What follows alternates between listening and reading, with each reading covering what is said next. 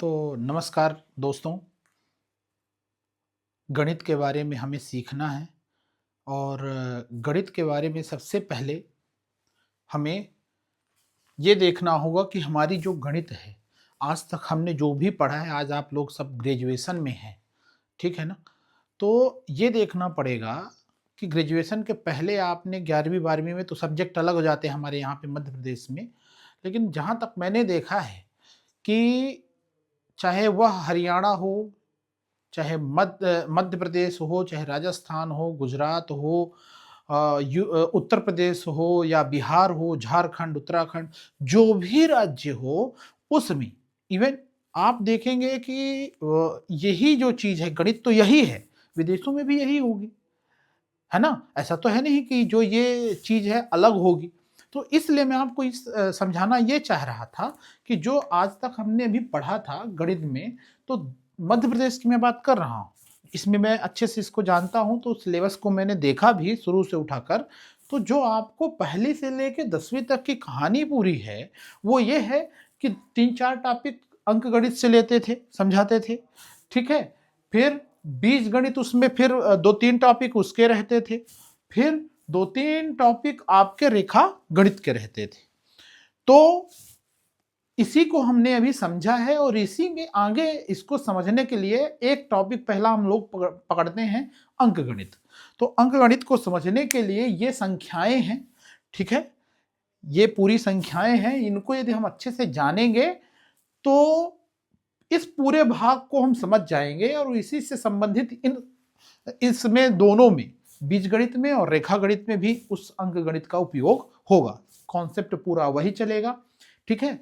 तो एक सामान्य सी बात है गणित में, इसको थोड़ा सा और सरल भाषा में समझने के लिए एक मैं आपको उदाहरण देना चाहता हूं। जैसे मान लीजिए एक कोई घर है, ये कोई घर है, ये घर कई सारे मटेरियल से बना होगा। तो उसमें हो क्या रहा है कि जो जो मटेरियल है, जैसे ईंट है, सीमेंट है, लोहा है, ठीक है ना? तो जैसे मान लीजिए हमें ये पता करना है कि ये घर जो है कमजोर है कि मजबूत है, इसके इससे बनी ईंटों से ये और ऊपर एक बिल्डिंग बनाई जा सकती है या नहीं बनाई जा सकती है। इन सबको देखने के लिए क्या करना होगा, हमें इसमें लगी हुई ईंटों के बारे में अध्ययन करना पड़ेगा, है ना? अब एक बात बताइए, किसी भी इस पूरे देश में या कहीं भी जो भी ईंटें लग रही हैं, वो कितने प्रकार की हो सकती हैं? कितने प्रकार की हो सकती हैं? भाई, एक तो मिट्टी से पकाई वाली हो गई, सीमेंट वाली आजकल उपयोग में आने लगी है, ठीक है? कई अन्य देशों में कई अलग मटेरियल उपयोग होता होगा, लेकिन मैं आपको बताना ये चाह रहा हूं कि यदि ईंट आपको समझ में आ जाए, मान लीजिए ये ईंटें हैं, ये ईंटें समझ में आ जाए, तो जैसे मान लीजिए ये इलाहाबाद वाली ईंट है, ये रायखोर की ईंट है। हमारे यहाँ पे रायखोर एक जगह है, इलाहाबाद एक जगह है ना? गोपालपुर है। तो बात मैं समझाने के लिए आपको बता रहा हूँ कि ये जगहों के नाम है, यहाँ से बनी हुई ईंटें जो हैं, इनकी अलग-अलग क्वालिटी होती है, इनके अलग-अलग कलर होते हैं, इनके अलग-अलग गुण होते हैं। तो इसको हम लोग यदि पढ़ लें अलग-अलग, तो होता क्या है कि हम ऐसे ही 10-20 होंगे और इनको यदि हमने पढ़ लिया, तो किसी भी घर पे आप जाएँगे, उस घर पे पूरी बिल्डिंग तो नहीं गिराना पड़ेगा, है ना? यदि हमें ये चेक करना है कि ये घर कमजोर है, मजबूत है, क्या है, ठीक है? उसको देखने के लिए इन ईंटों का सहारा हम लेंगे। हम इतना टुकड़ा निकालेंगे और उससे हम चेक कर लेंगे कि ये किस प्रकार की ईंट है। इलाहाबाद वाली है, सीमेंट वाली है या रायखोर वाली है या गोपालपुर वाली है ना? तो कहाँ की है ये, रामपुर नैकिन की है, चुरहट वाली है। तो ऐसे ही 10-20 प्रकार की ईंटें होंगी और इस ईंट का अध्ययन ही तो ये पढ़ाई है।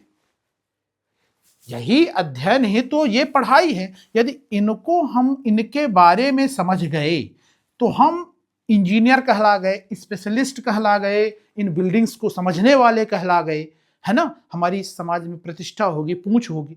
इसीलिए क्या हो रहा है कि इसको मैंने उदाहरण इसलिए ये उदाहरण लिया है क्योंकि हमें आपको ये समझाना है कि इन्हीं से तो जैसे ये ईंटें समझ में आ जाएं तो बिल्डिंग समझ में आने लगती है, वैसे ही यदि ये संख्याएं समझ में आ जाएं तो इससे बनी हुई पूरी गणित समझ में आने लगेगी। बात समझ में आई आपको? अच्छा ठीक है। और अब आगे मैं चलूं इसमें।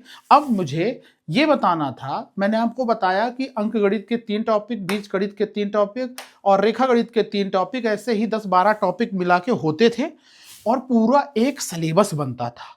आप ध्यान से देखिएगा जाकर घर पे कि कहीं प्राकृतिक संख्या समझाई जा रही, कहीं पूर्ण संख्या, कहीं पूर्णांक संख्या, कहीं परिमेय संख्या, कहीं अपरिमेय संख्या, कहीं वास्तविक संख्या, कहीं काल्पनिक संख्याएं, समृद्ध, तो सम विषम ये होते हुए, भिन्नों को होते हुए ये सब कुछ समझाया गया है। जातीय मान समझाया जाता था, स्थानीय मान समझाया जाता था। पढ़ाया गया है कि नहीं पढ़ाया गया है? अच्छा, तो यदि ये सब चीजें पढ़ाई गई है ना, इसी को यदि हम अच्छे से आज समझ लें, पहली से लेके 10वीं तक जो बताया गया है इसको हम यदि समझ लें तो हमारा काम तो आसान हो गया ना। वही बिल्डिंग का स्पेशलिस्ट कहलाने वाला वो गणित का स्पेशलिस्ट कहलाने लगेगा। बात समझ में आई? और यदि ये आपसे बनने लगे तो कहानी आसान हो जाएगी। चलिए अब हम एक एक करके संख्याओं को समझते हैं, समय को देखते हुए संख्याएं देखते हैं। पहली आपको मिली, पहली ईंट कौन सी मिली? जैसे यहाँ इलाहाबाद वाली ईंट थी, उसके गुणों को हमने समझा था कि लाल दिखती है, उसमें से टकराने पर आवाज ज्यादा आती है।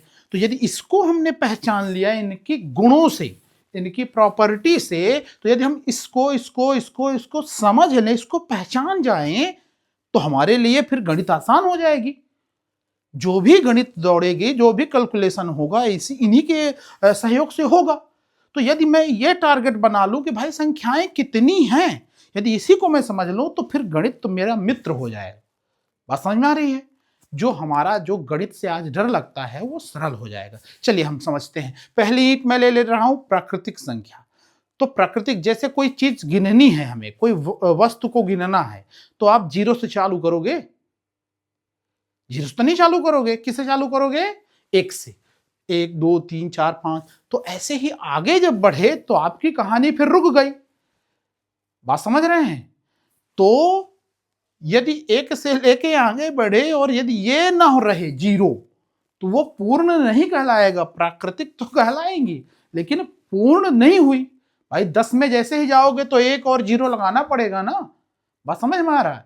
तो इससे हो क्या रहा है कि 1 से लेके अनंत तक की संख्याओं को प्राकृतिक संख्या कहते हैं। 0 को इसमें जोड़ लिया जाए तो 0 1 2 4 ऐसे लेकर अनंत तक इसको पूर्ण संख्या कहते हैं। ठीक है ना? और 0 से इधर धन पूर्णांक संख्याएं, 0 से इधर ऋण पूर्णांक मतलब ऋणात्मक पूर्णांक संख्याएं होती हैं। तो धनात्मक और ऋणात्मक पूर्णांक संख्याएं, 2 प्रकार की पूर्णांक संख्याएं हो गई। ठीक है? तो मैं ऐसा भी बोल सकता हूं कि पूर्ण संख्याओं में प्राकृतिक संख्याएं समाहित हो गई, और मैं ऐसा भी बोल सकता हूं कि पूर्ण संख्याएं पूर्णांक संख्या में समाहित हो गई, क्योंकि 0 से यहां तक अनंत तक जा रहे हो। ठीक है?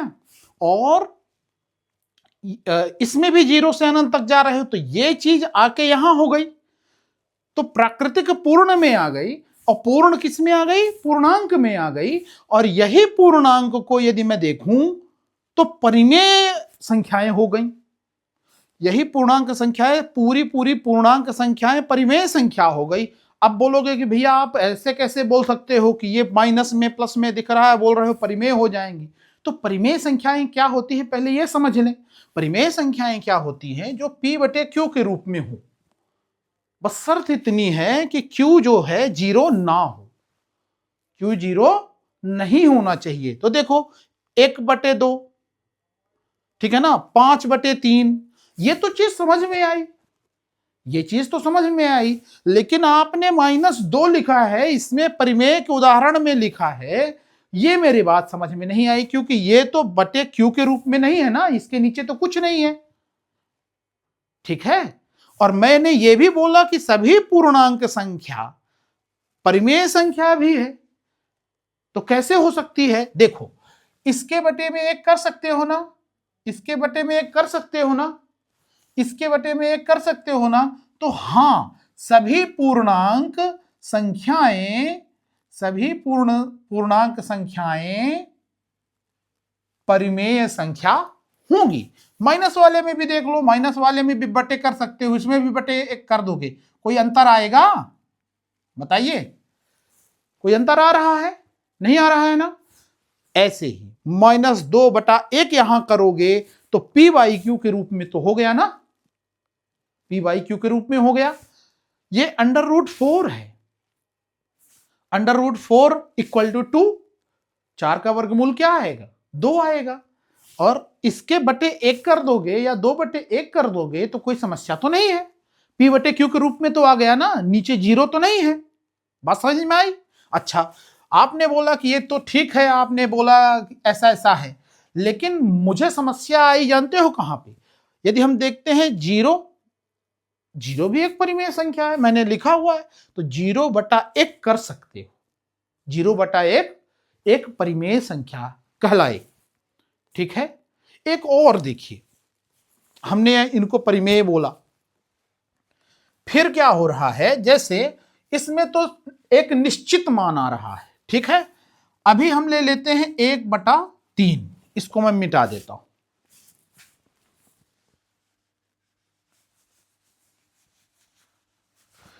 यदि मैं 1/3 ले लेता हूं, इसकी वैल्यू निकालता हूं तो 0.333 आप करके देखिएगा, ये 0.333 ऐसे आएगा, और ये कभी ना खत्म होने वाली कहानी है। इसमें से भाग दोगे तो ये 10 बन गया, भाग ना खाए लब्धे शून्य, और ये क्या हो गया? 10 बन गया, दशमलव लग गया। तो अब 3 त्रिकाई 9, 3 त्रिकाई 9, हर बार जाएगा, 1 बच जाएगा, 10 बन जाएगा, ऐसे कहानी चलती रहेगी। और 3 3 3 3 से ये भाग जाता जाएगा। समझने की बात ये है कि जब ऐसे लिखा होता है कि 3 3 3 आता है, इसको लिखते हैं इस बार से, ठीक है। तो यहां पे क्या लिख दिया जाता है, ये 3 3 बार बार आ रहा है तो लिख दिया जाता 0.3 बार। इसका मतलब ये है कि इसके इधर 3 3 3 3 लगातार आएगा, ये खत्म नहीं होगा। इसी को बोलते हैं आवर्त संख्या।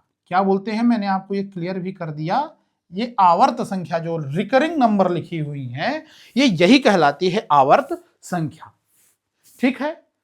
अब एक आध नंबर और देख लेते हैं। ऐसा भी हो सकता है क्या, ऐसा भी क्या हो सकता है कि इधर तो 3 आया, लेकिन 3 के बाद इधर क्या आने लगे, जैसे 0.3479 अलग अलग संख्याएं आने लगे, ठीक है। अभी तो ये आया, अलग अलग संख्याएं ऐसे यदि आने लगी तो वो फिर क्या हो जाएगा, इसको मैं बोलूंगा कि ये परिमेय संख्या है। क्यों? क्योंकि इसमें सेम निश्चित संख्या आ रही है। बात समझ में आई? लेकिन यदि मैं इसको देखूंगा तो इसमें हर बार ये संख्याएं क्या हो रही हैं, बदल रही हैं। और यदि ये बदल रही हैं और अनंत तक ऐसे चलती जा रही हैं, तो इसी संख्याओं को तो अपरिमेय संख्या कहते हैं। क्या बोलते हैं? अपरिमेय संख्या। अच्छा, किसी भी नंबर के ऊपर, किसी भी नंबर के ऊपर यदि मैं क्या लगा दूं, जैसे 3.1428557 ऐसे कर दूं, ठीक है ना। क्या कर दूं? ऐसे कर दूं। और फिर से यदि 1428557 आ जाए, मतलब ये और ये, देख रहे हैं आप, 3.1428557 1428557, तो आप देख रहे होंगे कि ये लगातार यहां से बदलते हुए फिर से वही पकड़ लिया। तो 1428557 आया था ना, 1428557 फिर आ गया। यदि वही संख्याएं एक निश्चित पैटर्न में चलेंगी तो मतलब इसका मान निश्चित है, इसका मान निश्चित है। और ये जब आप मोबाइल उठाएंगे और 22/7 करेंगे तो एग्जैक्ट इतना ही आएगा, और ये रिपीट होता जाएगा ऐसे। बात समझ रहे हैं? तो मेरा कहने का मतलब ये है, इसमें यदि इतना का भाग जाएगा तो ये आएगा, और ये क्या है, ये निश्चित है कि ये आएगा, फिर इसके बाद यही पैटर्न आएगा, फिर इसके बाद यही पैटर्न आएगा। तो यदि पैटर्न सेम आ रहा है, मतलब एक निश्चित पैटर्न में आ रहा है, तो उसे क्या बोलेंगे, आवर्त संख्या। और आवर्त संख्या क्या होती है, परिमेय संख्या होती है। बात समझ में आया? मतलब P/Q के रूप में इसको दर्शाया जा सकता है। मतलब 22/7 क्या है, एक परिमेय संख्या है। किंतु आप अब सवाल करेंगे कि भैया जी आप ये पाई लिखे हुए हैं, तो पाई की भी तो वैल्यू होती है 22/7। एक जगह आप पाई बोल रहे हैं, अपरिमेय के सामने लिखे हैं उदाहरण में, और यहां पे आप 22/7 बोल रहे हैं कि ये परिमेय संख्या है। ये कैसे? तो मैं आपको ये बताना चाहूंगा कि इसके नजदीक ये होता है। जो 22/7 है ना, तो इसमें होता क्या है, अंतर कितना है ये समझिएगा। जैसे ये क्या है, 142,875 आ रहा है ना, इसमें क्या हो रहा है कि ये निश्चित पैटर्न के बाद फिर ये पैटर्न चलने लगता है 22/7 में। किंतु पाई में ये पैटर्न नहीं चलता है, यहां से सेम पैटर्न आपको ये नहीं मिलेगा, यहां पे कुछ दूसरा ही पैटर्न मिलेगा। 890,175, और ये बदलता जाएगा, ये कभी भी सेम नहीं होगा। बात समझ में आ रही है? तो इसके नजदीक इसकी वैल्यू होती है। किसके? इसके नजदीक इसकी वैल्यू होती है, इसीलिए इसको ले लिया जाता है काहे में, ये हो गया परिमेय और ये हो गया अपरिमेय। कैलकुलेशन करने के लिए आपको एक निश्चित चीज लेनी पड़ेगी ना, इसलिए ये इसके नजदीक होता है, इसीलिए इसको पाई को 22/7 ले लिया जाता है। जबकि 22/7 PYQ के रूप में दर्शा के परिमेय संख्या में चला जाएगा और पाई अपरिमेय संख्या में आ जाएगा। बात समझ में आई? अच्छा, चलते हैं। इसमें आपको ये चीज समझ में आ गई होगी। मैंने यहां पे वही चीज लिखी है, मैंने यहां पे वही चीज लिखी है कि नॉन रिकरिंग, नॉन टर्मिनेटिंग अपरिमेय कहलाएगी। परिमेय तो आपको समझ में आ गई, जो P/Q के रूप में होगी। बस शर्त इतनी है, जीरो, Q में जीरो नहीं होना चाहिए नीचे, ठीक है ना। लेकिन इस जीरो में बटा 1 यदि हम कर देंगे तो कोई अंतर नहीं होगा, बटे में तो आ गया ना, यहां जीरो बस नहीं है। तो जीरो क्या परिमेय संख्या है, बताइए? हां, जीरो भी एक परिमेय संख्या है। ठीक है, ये जवाब हो गया। अपरिमेय में आपको हमने ये बता दिया कि non recurring, non terminating. Non recurring मतलब जब आप ये भाग देंगे तो दशमलव के बाद एक निश्चित पैटर्न नहीं आएगा। समझ में आ रहा है? एक निश्चित पैटर्न नहीं आएगा। और नॉन टर्मिनेटिंग मतलब खत्म भी नहीं होगा वो भाग। बात समझ में आ रही है कि जाके कहीं खत्म हो जाए। तो दोनों शर्त जब फॉलो होंगी तो अपरिमेय संख्या का निर्माण होगा। बात समझ में आ रही है? जैसे पाई के बारे में हमने चर्चा कर ली, 22/7 से हमने करके बता दिया उसको कैसे होता है। अब मैं आपको समझाना चाह रहा हूं, ये √2 लिखा है, √3 लिखा है, इसमें भी तो बटे 1 कर लेंगे, इसमें भी तो बटे 1 कर लेंगे, नहीं कर सकते हैं? अच्छा, तो इसको हमने अपरिमेय के उदाहरण में क्यों रखा है? आपसे यदि कोई पूछता है तो क्या बताएंगे, बताइए?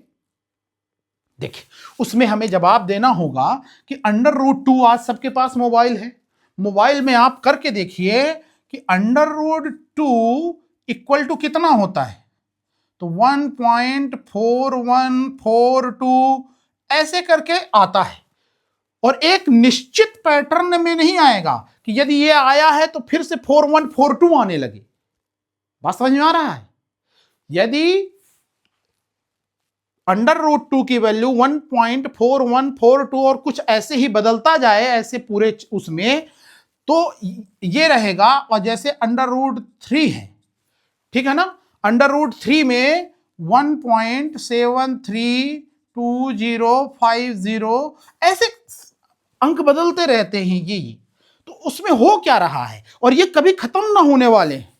तो क्या हो गया, नॉन रिकरिंग तो है ही, मतलब एक निश्चित पैटर्न में नहीं आ रहे हैं, बात समझ में आ रही है, और नॉन टर्मिनेटिंग भी है, और ये भाग खत्म भी नहीं हो रहा है, ये लगातार चलता ही जा रहा है। इसलिए इसे क्या बोलते हैं, √2 √3 क्या है, जिनका वर्गमूल पूर्ण रूप से न निकाला जा सके, ठीक है ना, पूर्ण वर्ग बोलते हैं ना, जैसे वर्गमूल निकालते हैं तो वो न निकाला जा सके, ऐसे नंबर्स को यदि हम, जैसे अब √5 ले लें, √7 ले लें, है ना, ये क्या है, √5/2 ले लें, ठीक है, या कि यहां पे हम ले सकते हैं 3/√5 ले लें, ये भी एक क्या है, क्या है ये, अपरिमेय संख्या है, ठीक है।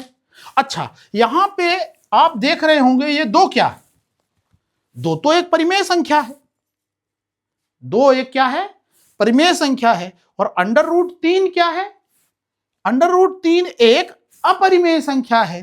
तो जब परिमेय और अपरिमेय संख्याओं का जोड़ हो, जब परिमेय और अपरिमेय संख्याओं का घटाना हो, जब परिमेय और अपरिमेय संख्याओं का गुणा हो, जब अपरिमेय और परिमेय का भाग हो, तो वो संख्या अपरिमेय कहला जाती है। मतलब परिमेय अपरिमेय, परिमेय अपरिमेय, परिमेय अपरिमेय, एक संख्या परिमेय एक अपरिमेय, तो वो संख्या अंतिम में क्या कहलाएगी, दोनों को मिलाकर वो अपरिमेय ही रहती है।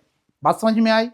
अच्छा, तो अब हम लोग आगे चलते हैं। इसमें हमने आपको ये समझा दिया, पाई समझा दिया, √2 समझा दिया, 3 समझा दिया, ये कैसे कैसे ये हो रहा है। अच्छा, इसी में आप ऐसा भी तो बोल सकते हैं कि अपरिमेय को जैसे ये √3 है, इसको यदि मैं √2 कर दूं, यहां पे देखिएगा, √2 प्लस √3, ठीक है। फिर यहां पे हम ले लें √3 माइनस √5। बात समझिएगा, अपरिमेय में अपरिमेय को ही जोड़ा जाए, अपरिमेय में अपरिमेय को ही घटाया जाए, या कि अपरिमेय में अपरिमेय का गुणा किया जाए। ध्यान से समझिएगा,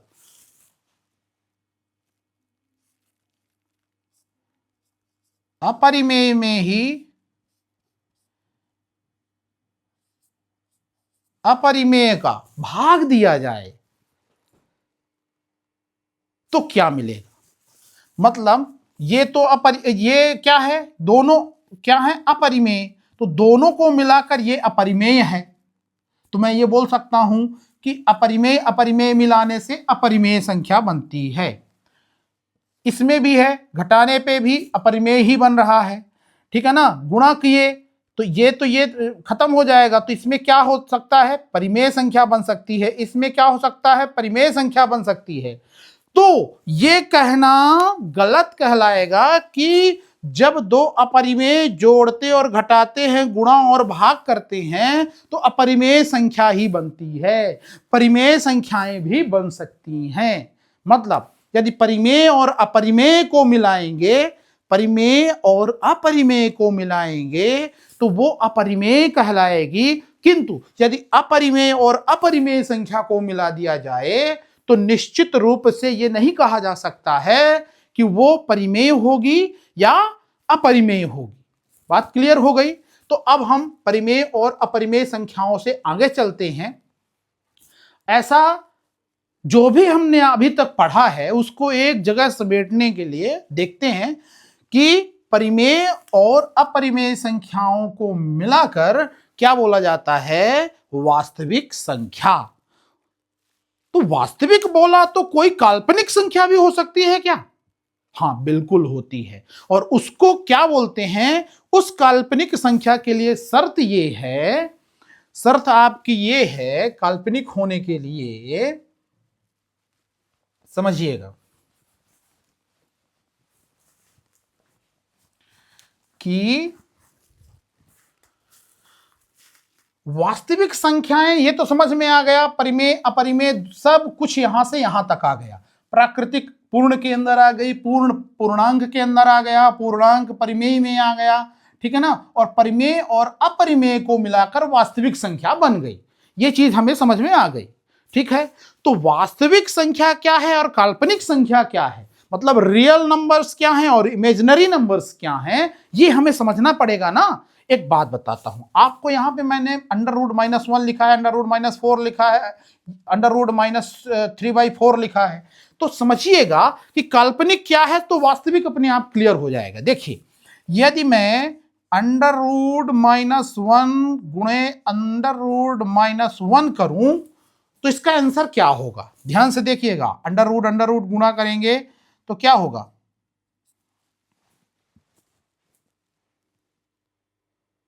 क्या होगा, ये हट जाएगा और इसका आंसर कितना आएगा, -1।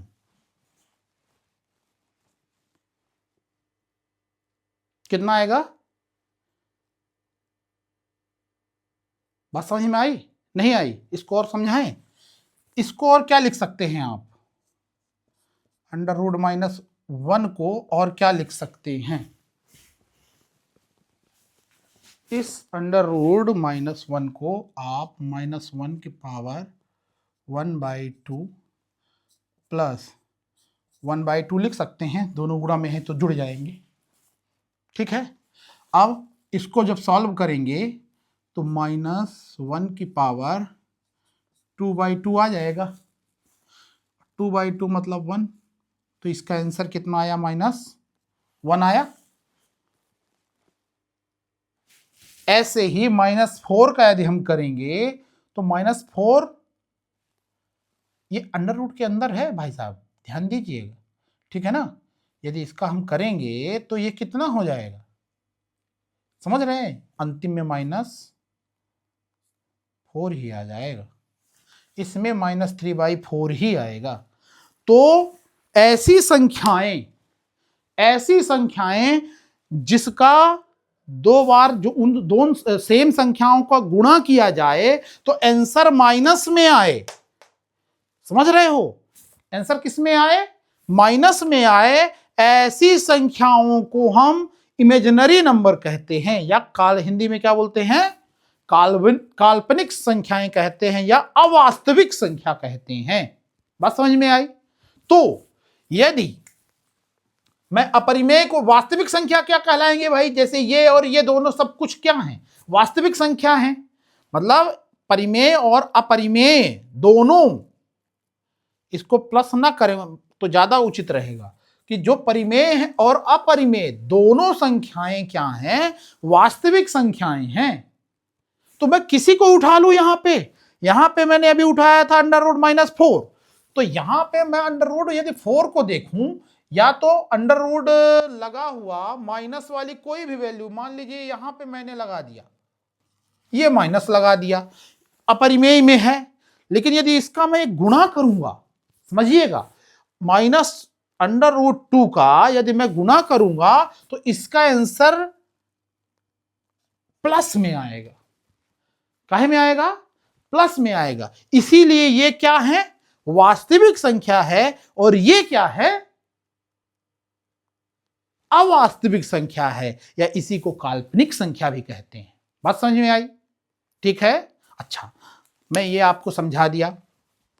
फिर यदि अगले उसमें चलते हैं तो इसके पहले थोड़ा सा समझा देते हैं। इस √-1 को आई से डिनोट करते हैं, इसको आयोटा भी बोलते हैं, ठीक है ना। जब आप इसके आगे बढ़ेंगे 11वीं में 12वीं में, तो फिर ऐसे नंबर्स का एक आध टॉपिक में आपको मिलेगा, बाकी इसका कहीं उपयोग हमारे इस जो कंपटीशन वाला है उसमें नहीं दिखता है, ठीक है। चलिए, तो मैं आपको ये ले चलता हूं कि यहां तक आपने जो भी समझा वास्तविक अवास्तविक में, तो जो हम कैलकुलेशन कर रहे हैं वो किसमें करेंगे, वास्तविक संख्याओं का। किसका करेंगे, ऐसी संख्याओं का, काल्पनिक संख्याओं का हम गुणा भाग नहीं करेंगे जिसको गुणा करने पर आंसर माइनस में आए। बस समझ में आई। ऋणात्मक नहीं मिलना चाहिए। जब दो, मान लो -2 है, ठीक है ना, -2 है और गुणे -2 किया, ठीक है, तो क्या मिलेगा, 2 दूनी +4 मिलेगा। तो ये -2 क्या है, वास्तविक संख्या है। क्यों, क्योंकि भले हमने माइनस लिया है, लेकिन जब उसका -2 में -2 का ही गुणा करते हैं तो धन संख्या मिलती है। बात समझ में आई। तो जब दो सेम संख्याओं को हम गुणा करते हैं तो यदि धनात्मक संख्या यदि मिल रही है तो वो वास्तविक संख्या है। लेकिन यदि वहीं पे देखा जाए कि ऐसी संख्याओं का गुणा करें कि जिसमें आंसर माइनस में मिले, उन संख्याओं को हम काल्पनिक संख्या कहते हैं। क्लियर हो गया। चलिए आगे बढ़ते हैं। अब हम समझते हैं सम्मिश्र संख्या को। सम्मिश्र संख्या क्या है, कॉम्प्लेक्स नंबर, ठीक है ना। तो वास्तविक संख्या 3 हो गई और √-5 क्या है, ये काल्पनिक संख्या है। क्या है, काल्पनिक संख्या है। तो जब रियल नंबर और इमेजिनरी नंबर दोनों को मिला के ऐसे लिखा जाता है, इसको सम्मिश्र संख्या बोलते हैं, कॉम्प्लेक्स नंबर बोलते हैं। क्लियर हुआ है ना। इसका भी बहुत कम उपयोग है, ठीक है ना, क्योंकि इमेजिनरी नंबर इसमें शामिल हो गया, लेकिन आपको जानना जरूरी था, इसलिए ये। अब आगे बढ़ते हैं सम संख्याओं की ओर। तो आप जानते हैं सम और विषम तो बहुत सरल चीजें हैं। 2, 4, 6, 8, 10 ये सब चीजें क्या कहला जाती हैं, सम संख्या। विषम संख्या 1, 3, 5, 7 ऐसे ही चलती जाती हैं, ठीक है। फिर सम और विषम के बाद में आ जाता हूं भाज्य संख्याएं क्या हैं। सम संख्या को इवन नंबर, विषम को ऑड नंबर। भाज्य संख्या, ठीक है, भाज्य, संयुक्त या यौगिक, इसी को कंपोजिट नंबर भी बोलते हैं, ठीक है ना। इंग्लिश में क्या बोलते हैं, कंपोजिट नंबर बोलते हैं। तो भाज्य और अभाज्य इन दोनों को समझने के लिए, ठीक है ना, एक बात बताइए, यदि कोई संख्या है, मान लीजिए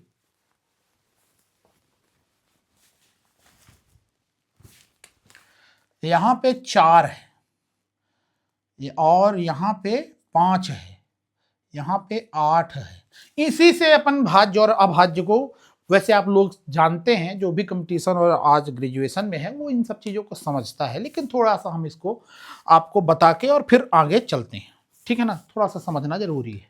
देखिए 2 में, इसमें 4 के लिए क्या है, 4 को काटने के लिए कौन आएगा, पहले तो 1 से काटा जा सकता है, दूसरा किससे काटा जा सकता है, 2 से काटा जा सकता है, तीसरा खुद 4 से काटा जा सकता है। तो 1, 2, 3 हो गए। तो इन किससे कट रहा है, इसको क्या बोलते हैं, अपवर्तक बोलते हैं। क्या बोलते हैं, अपवर्तक, ठीक है। तो ऐसी संख्या जिसके अपवर्तक कितने हों, जैसे 5 को देखो, 5 में 1 से तो कटेगा ही कटेगा और 5 खुद से कटेगा, ना 2 से कटेगा, ना 3 से कटेगा, ना 4 से कटेगा, ठीक है ना। उसमें क्या होगा, देखिएगा आप कि 1 और 2 और 4 3 हो गए, इसमें 1 और 5 2 हैं।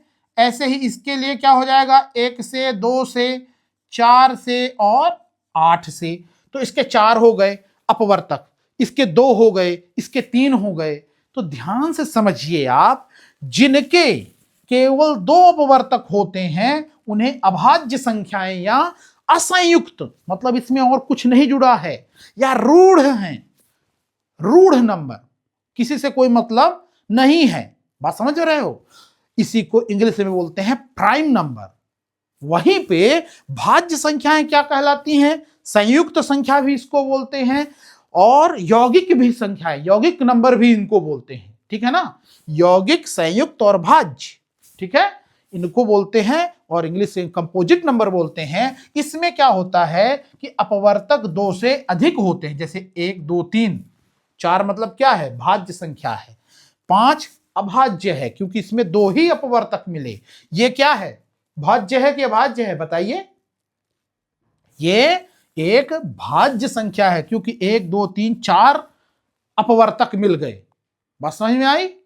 तो जो खुद और 1 से कटेगा केवल, वो अभाज्य कहलाएगा, लेकिन जो खुद से और दूसरों से, मतलब जिनके 2 से अधिक अपवर्तक हो जाएंगे, तो वो संख्याएं भाज्य, संयुक्त या यौगिक संख्याएं कहलाती हैं। ठीक है। अभाज्य में आते हैं। अभाज्य को समझ चुके हैं हम लोग, और अब समझते हैं जुड़वा अभाज्य संख्याएं, ठीक है ना।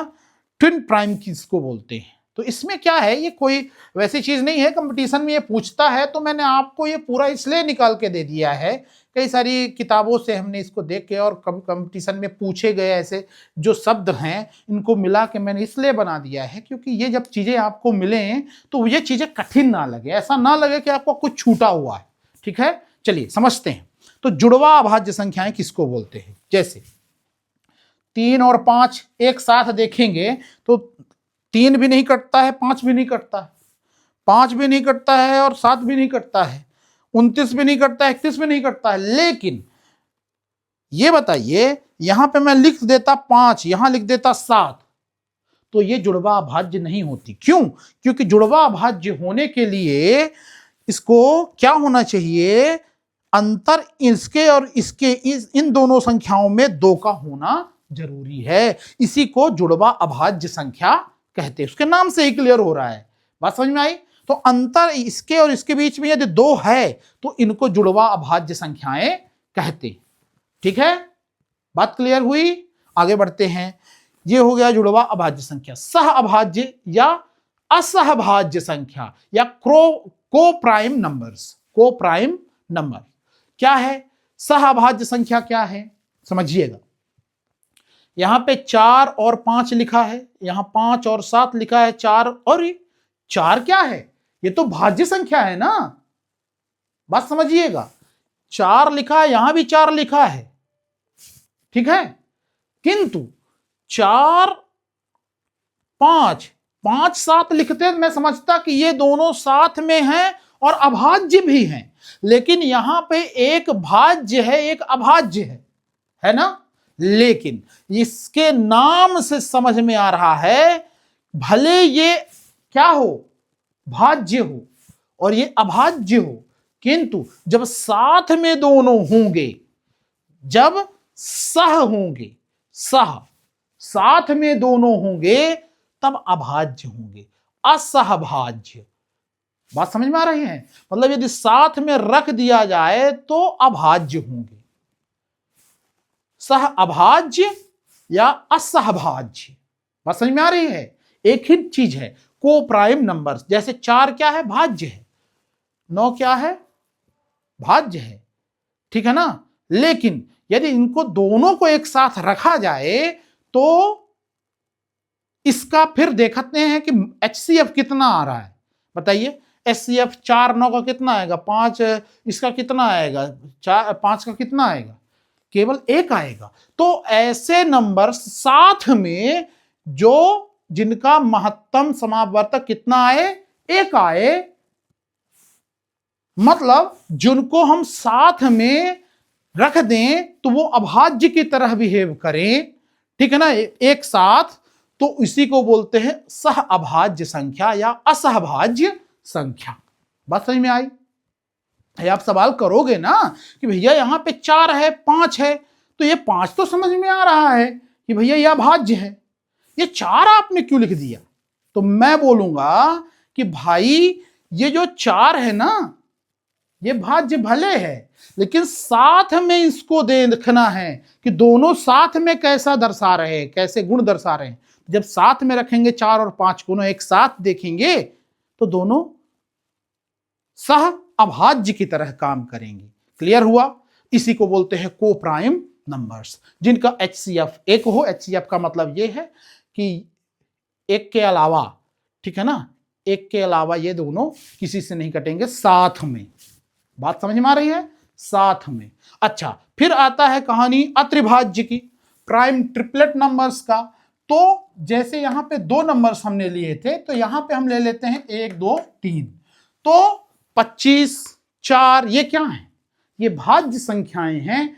किंतु यदि मैं इन तीनों को एक साथ रखूं तो क्या है, कैसे गुण दर्शाएंगे, ये अभाज्य की तरह दर्शाएंगे, इसीलिए इसको बोलते हैं अत्रिभाज्य संख्या। बात समझ में आ रही है? मतलब इसमें भी तो मैं ये बोल सकता हूं कि जिनका HCF 1 हो। क्लियर हुआ? HCF का मतलब समझ में आ रहा है ना? जैसे इसके लिए बताया था वैसे इसके लिए हो गया। इसमें 3 संख्याएं हैं, इसमें 2 हैं। क्लियर? आगे बढ़ते हैं, फिर आते हैं हम भिन्न में।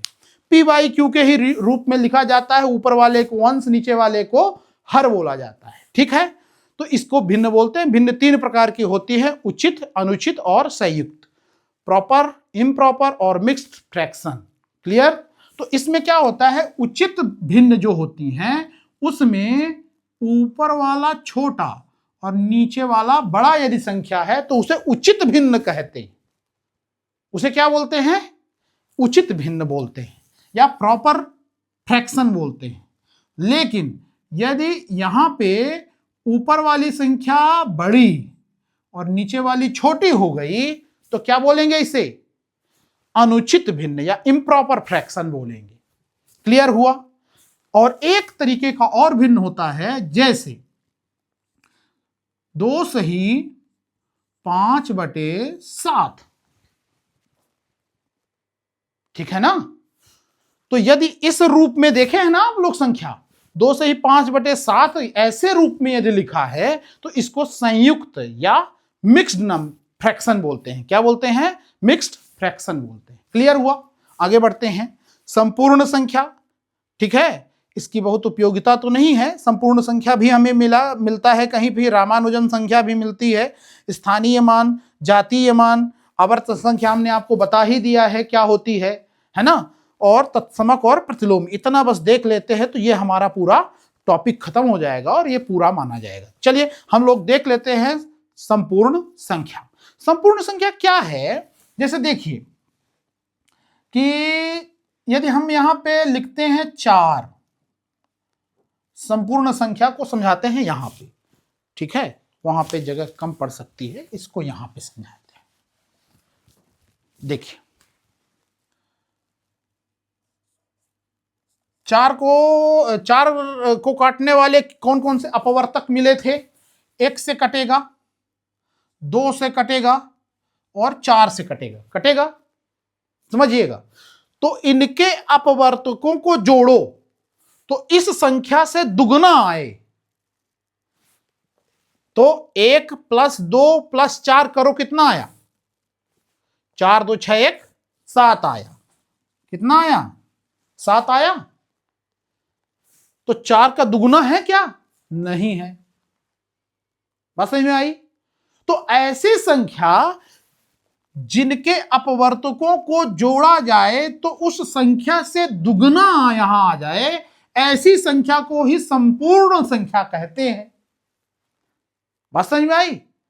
तो 1 से 100 के बीच में ऐसे एनालिसिस करते गए और 6 और 28 के अलावा ऐसी कोई संख्या नहीं मिली जिसमें यदि हम इनके अपवर्तकों को जोड़ें तो उनका जोड़ उस संख्या से दुगुना मिल जाए।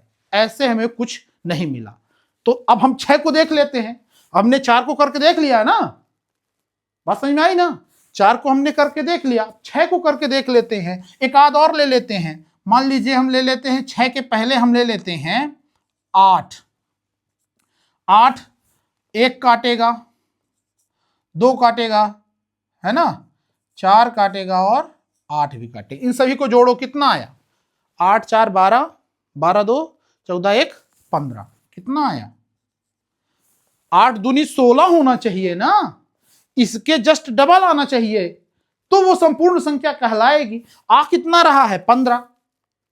मतलब ये संपूर्ण संख्या नहीं है। लेकिन यहीं पे कहानी होती है 6 की। देखिएगा, 1 + 2 + 3 + 6 कितना आएगा?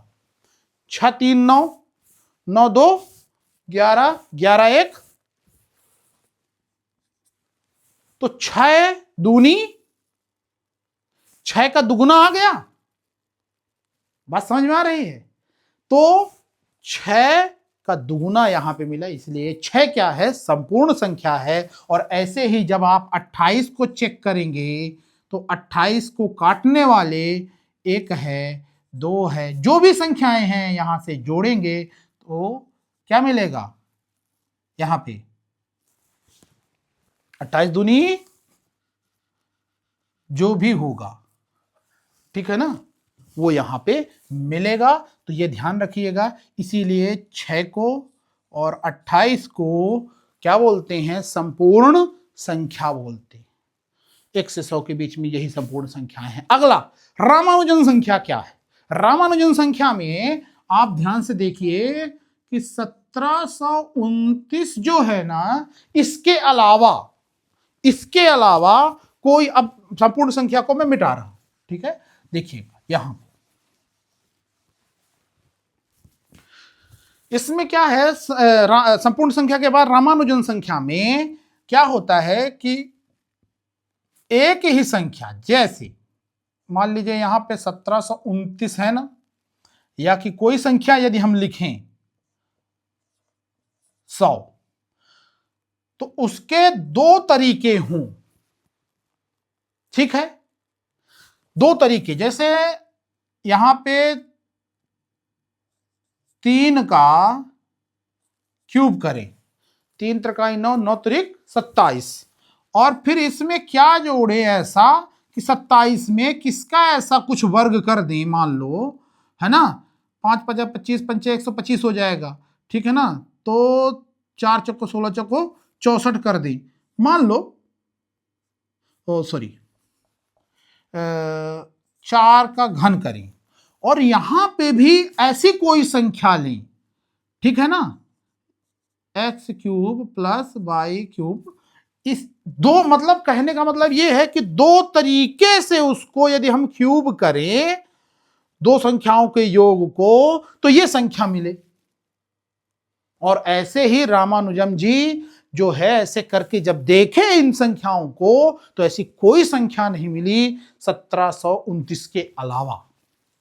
बात समझ में आ रहा है? आप करके देखिएगा तो 1729 में 10 का क्यूब प्लस 9 का क्यूब जब करते हैं, और एक तो ये तरीका हो गया, और दूसरा तरीका है 12 का क्यूब प्लस 1 का क्यूब कर दीजिए, तो यही संख्या मिलेगी। इसीलिए इसको बोलते हैं रामानुजन संख्या, क्योंकि इसको 2 तरीके से 1729 घन करके जोड़ के लाया जा सकता है। इसको बोलते हैं रामानुजन संख्या, ठीक है। अब आगे चलते हैं। स्थानीय मान, स्थानीय मान को आकस्मिक मान और प्लेस वैल्यू भी कहते हैं। स्थानीय मान को क्या कहते हैं? आकस्मिक मान या प्लेस वैल्यू। हमने बहुत पढ़ा है, छोटे में हम लोगों को बहुत पढ़ाया गया है। जातीय मान, स्थानीय मान, ठीक है ना। इसी जातीय मान को अंकित मान और वास्तविक मान भी बोलते हैं। इंग्लिश में क्या बोलते हैं? इसको फेस वैल्यू बोलते हैं। क्या बोलते हैं?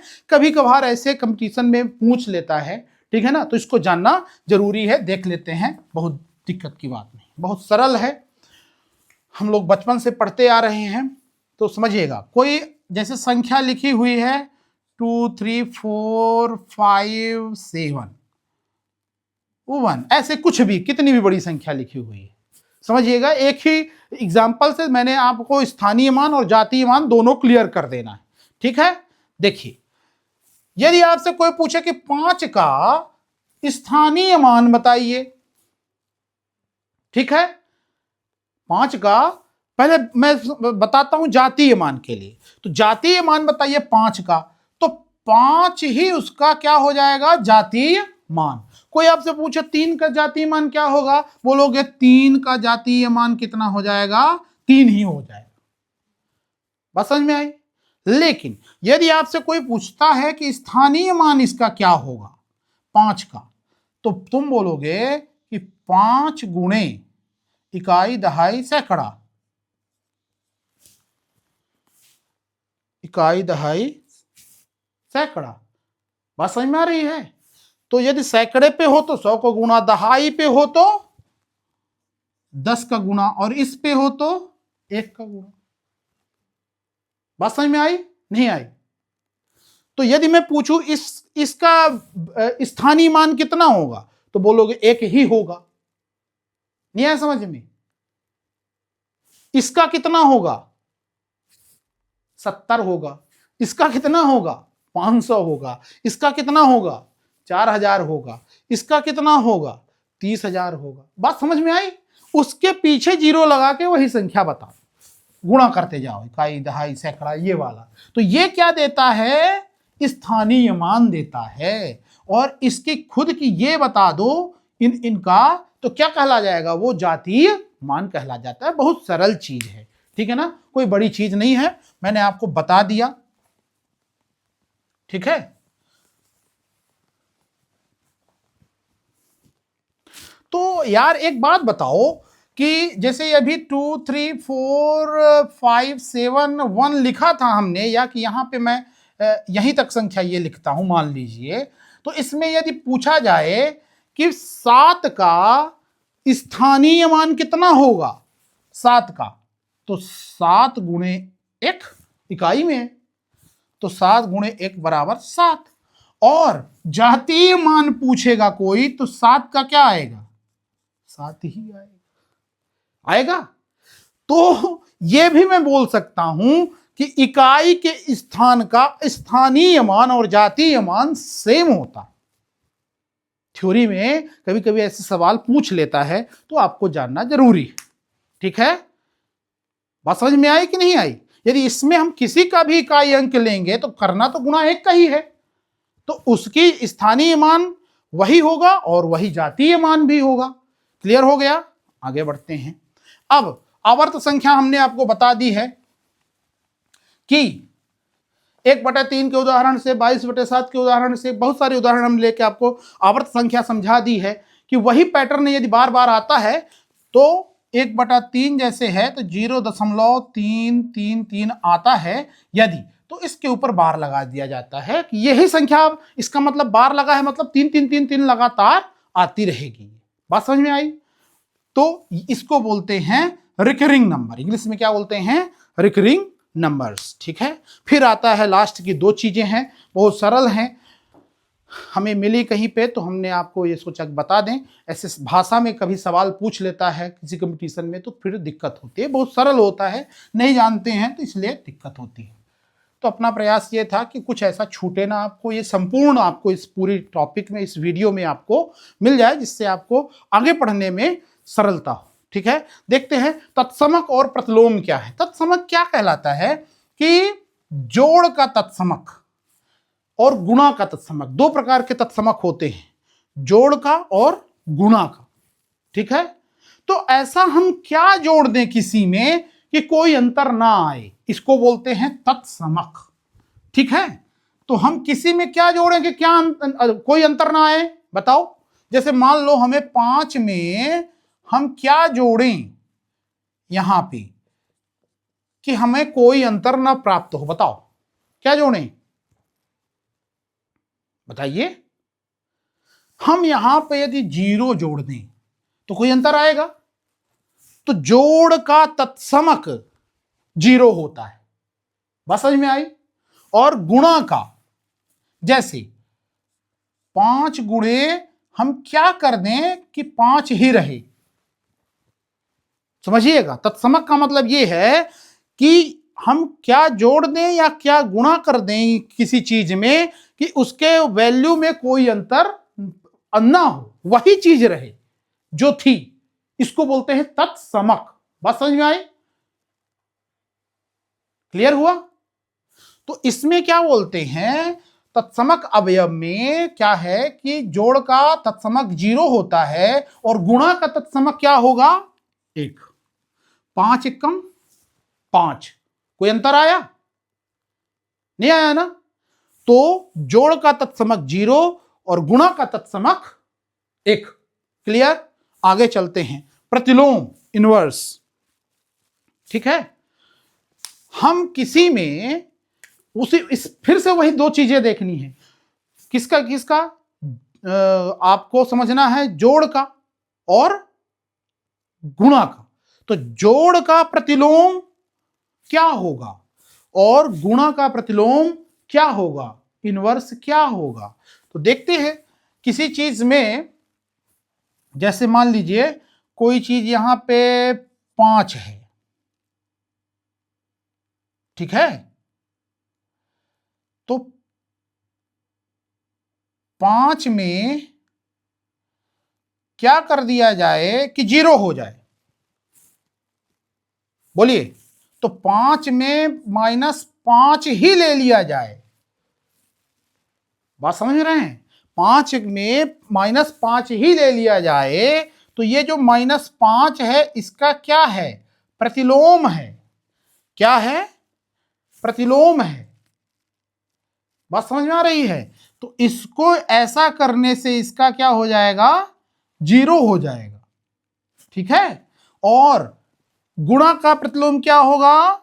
जैसे यहां पे 5 प्लस इतना कर दिया जाए तो 0 हो जाएगा। और वैसे ही 5 में हम 1/5 कर दें, मतलब यदि यहां पे हम इसको बोलें तो ये -x क्या है हमारा?